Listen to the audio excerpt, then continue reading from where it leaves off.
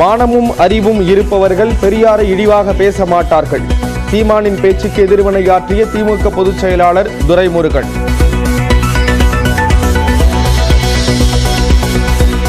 நாம் தமிழர் கட்சி ஒருங்கிணைப்பாளர் சீமானுக்கு எதிராக சென்னை காவல் ஆணையர் அலுவலகத்தில் திமுக புகார். கோயம்புத்தூர், கடலூர், தஞ்சாவூர், ஈரோடு உள்ளிட்ட பல இடங்களில் பெரியாரிய இயக்கங்கள் சார்பில் மனு, வடலூர் மற்றும் நெல்லையில் வழக்கு பதிவு.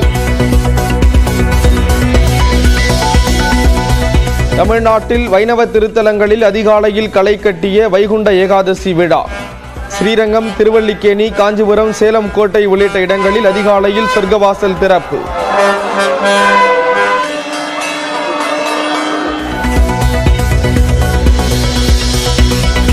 காஞ்சிபுரம் அஷ்டபுஜ பெருமாள் கோயிலில் திவ்ய பிரபந்தம் பாடுவதில் வடகலை தென்கலை பிரிவினர் மோதல். பேச்சுவார்த்தை பலனளிக்காததால் இருதரப்பையும் வெளியேற்றிய காவல்துறையினர்.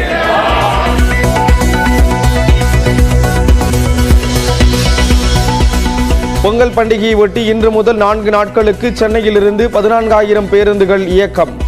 முதல் நாளில் 3,500 பேருந்துகளை இயக்க திட்டம். சென்னை எழும்பூரிலிருந்து நெல்லைக்கு நாளை இரவு சிறப்பு ரயில் இயக்கம். நாளை புறப்படும் தாம்பரம் நெல்லை சிறப்பு ரயிலுக்கு முன்பதிவு தொடக்கம். சென்னை எழும்பூரிலிருந்து மதுரைக்கு நாளை பகல் 10:45 மணிக்கு முன்பதிவில்லா சிறப்பு ரயில். விழுப்புரம், திருச்சி, திண்டுக்கல் வழியாக இயக்கப்படும் என அறிவிப்பு. செங்கல்பட்டு மாவட்டம் மாமல்லபுரம் அருகே களை கட்டி வரும் சர்வதேச பலூன் திருவிழா. வெப்பக்காற்று நிரப்பப்பட்ட பலூனில் பறந்து மகிழ்ந்த மக்கள்.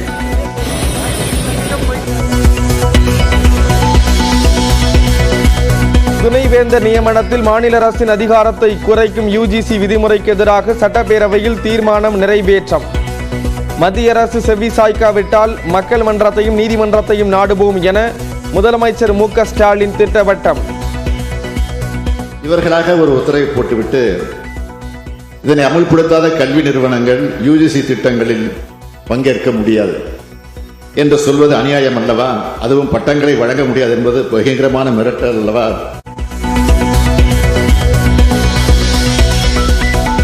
யுஜிசி வரைவு விதிகள் விவகாரத்தில் மக்களின் கருத்து அடிப்படையில் ஆணையத்துக்கு பரிந்துரை செய்யப்படும்.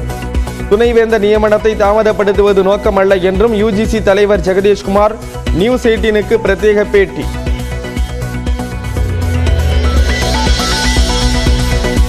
மயக்கும் குரலால் ரசிகர்களை கட்டி போட்ட பின்னணி பாடகர் ஜெயச்சந்திரன் காலமானார். திரைத்துறையைச் சேர்ந்த பலரும் இரங்கல்.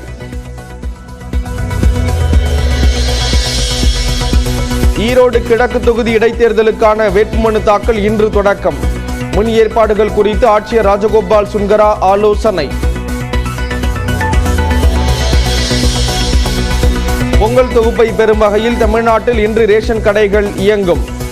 வழக்கமான விடுமுறை கிடையாது என்று அறிவிப்பு.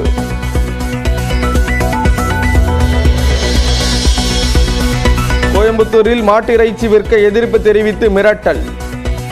பாஜக ஓபிசி பிரிவு மாநகர செயலாளர் சுப்பிரமணி மீது 4 பிரிவுகளில் காவல்துறை வழக்கு. பாஜகவினர் மறியல். தமிழக வெற்றி கழகத்து நிர்வாகிகள் அறிவிப்பு தொடர்பான ஆலோசனை கூட்டம் சென்னையில் இன்று நடைபெறுகிறது. அமெரிக்காவின் லாஸ் ஏஞ்சல்ஸ் நகரில் கட்டுக்கடங்காமல் கொழுந்துவிட்டு எரியும் தீ. 1,00,000 பேர் வெளியேற்றம், 5 பேர் பலி. ஹாலிவுட் ஸ்டுடியோக்களும் கருகும் அபாயம். மானமும் அறிவும் இருப்பவர்களை பெரியார் இழிவாக பேச மாட்டார்கள் என்றும் அறிவிலிகளின் அவதூறுகளால் பெரியார் புகழை மறைக்க முடியாது என்றும் துரைமுருகன் கூறியிருக்கிறார்.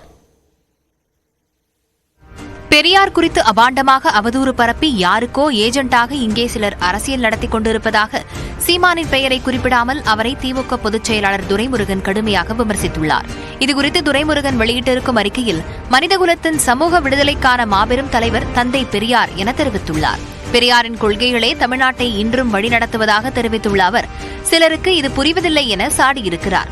பெரியார் என்ன சொன்னார், எப்போது சொன்னார் என்பது பற்றி தெரியாமல் அவர் சொல்லாதவற்றையும் கூட சொன்னதாக அவதூறு பரப்புகிறார்கள் என துரைமுருகன் தெரிவித்துள்ளார். பெரியார் சொன்னபடி மானமற்ற கூட்டத்துடன் நாம் மல்லுக்கட்ட வேண்டியதில்லை என்றும் மானமும் அறிவும் இருப்பவர்கள் பெரியாரை இழிவாக பேச மாட்டார்கள் எனவும் துரைமுருகன் விமர்சித்துள்ளார். அவதூறுகளால் பெரியாரின் புகழை ஒருபோதும் மறைக்க முடியாது என தெரிவித்துள்ள துரைமுருகன், அவர் மீது அவதூறு பரப்பி விளம்பரம் தேட நினைக்கும் மலிவான அரசியல் பேர்வழிகளை புறக்கணிப்போம் என குறிப்பிட்டுள்ளார். மேலும் எதையாவது செய்து தமிழ்நாட்டின் அமைதியை குலைக்கலாமா என நினைப்பார்களேயானால் சட்டம் தன் கடமையை நிச்சயம் செய்யும் என துரைமுருகன் எச்சரித்துள்ளார்.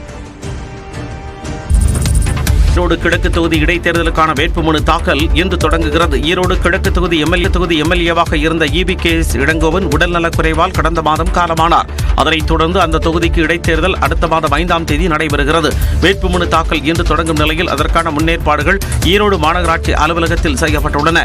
காலை 11 மணி முதல் மதியம் 3 மணி வரை மனு தாக்கல் செய்யலாம். வேட்பாளர்களுடன் 5 பேருக்கு மட்டுமே அனுமதி அளிக்கப்படும் என்று அறிவிக்கப்பட்டுள்ளது. மாநகராட்சி வளாகம் முழுவதும் 13 இடங்களில் CCTV கேமராக்கள் பொருத்தப்பட்டுள்ளன. இந்த ஏற்பாடுகளை தேர்தல் நடத்தும் அலுவலர் மணிஷ் ஆய்வு செய்தார். வரும் 17ஆம் தேதி வரை வேட்புமனு தாக்கல் செய்ய அவகாசம் வழங்கப்பட்டுள்ளது. ஈரோடு கிழக்கு தொகுதிக்கு பிப்ரவரி 5ஆம் தேதி வாக்குப்பதிவு நடைபெறும் நிலையில் பிப்ரவரி 8ஆம் தேதி வாக்குகள் எண்ணப்பட்டு முடிவு அறிவிக்கப்பட உள்ளது. நாமக்கல் மாவட்டத்தில் வெல்லம் தயாரிக்கும் ஆலைகளில் 10 டன் சர்க்கரை பறிமுதல் செய்யப்பட்டது. பரமத்தி வேலூர் அடுத்த பிலிக்கல் பாளையம், ஜேடர் பாளையம் உள்ளிட்ட பகுதிகளில் 45க்கும் மேற்பட்ட வெல்லம் தயாரிக்கும் ஆலைகள் செயல்பட்டு வருகின்றன. பொங்கல் பண்டிகையை முன்னிட்டு அச்சு வெல்லம், உருண்டை வெல்லம் தயாரிக்கும் பணி மும்முரமாக நடைபெறுகிறது.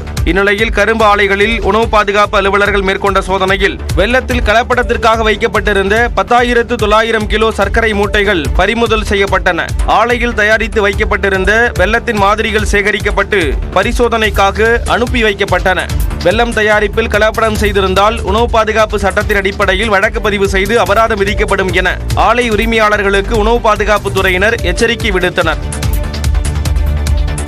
தங்களை பராமரிக்க கோரி யானைகள் உங்களிடம் புகார் அளித்ததா என மனுதாரர் ரங்கராஜன் நரசிம்மனுக்கு உயர்நீதிமன்றம் கேள்வி எழுப்பியுள்ளது.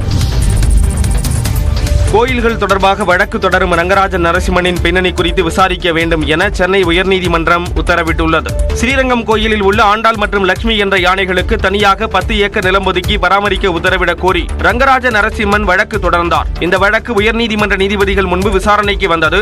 அப்போது கோயில் யானைகள் தங்களை பராமரிக்க கோரி உங்களிடம் புகார் அளித்ததா என மனுதாரருக்கு நீதிபதிகள் கேள்வி எழுப்பினர். இந்த வழக்கை தொடர தங்களுக்கு என்ன உரிமை உள்ளது என்று கேட்ட நீதிபதிகள் வழக்கின் விசாரணையை மார்ச் 13ஆம் தேதிக்கு தள்ளி வைத்தனர். விக்கிரவாண்டியில் தனியார் பள்ளியின் கழிவுநீர் தொட்டியில் விழுந்து இறந்த சிறுமியின் மரணத்தில் சந்தேகம் இருப்பதாக பெற்றோர் மாவட்ட SPயிடம் புகார் அளித்துள்ளனர். சென்ட் மேரிஸ் பள்ளியில் LKG படித்து வந்த லியா லட்சுமி கடந்த 3ஆம் தேதி கழிவுநீர் தொட்டியில் விழுந்து உயிரிழந்தார். வழக்கு பதிவு செய்த காவல்துறை பள்ளி தாளாளர் எமில்டா, முதல்வர் டோம்னிக் மேரி மற்றும் வகுப்பாசிரியர் ஏஞ்சல் ஆகிய மூவரையும் கைது செய்து சிறையில் அடைத்தனர். இந்நிலையில் தங்கள் குழந்தையின் மரணத்தில் சந்தேகம் இருப்பதாக அவரது பெற்றோர் மாவட்ட SPயிடம் புகார் அளித்தனர். பாப்பா செப்டி டேங்க்ல விழவே இல்லை. இன்னைக்கு காலையில் நாங்கள் போலீஸ் ஸ்டேஷன் போயிருந்தோம். அங்கே வீடியோ காமிக்கிறேன்னு சொன்னாங்க. அந்த செப்டி டேங்க் பகுதியில் அந்த வீடியோ ஃபுல்லாகவே பார்த்தோம் நாங்கள். அதில் ஒரு பகுதியில் கூட என் பொண்ணு செப்டி டேங்கில் விழுந்ததுக்கான எந்த ஒரு இன்சிடென்ட்டுமே கிடையாது. குழந்தையின் உடலில் காயம் இருந்ததற்கான தடயங்கள் இருப்பதாக குழந்தையின் தந்தை குற்றம் சாட்டினார்.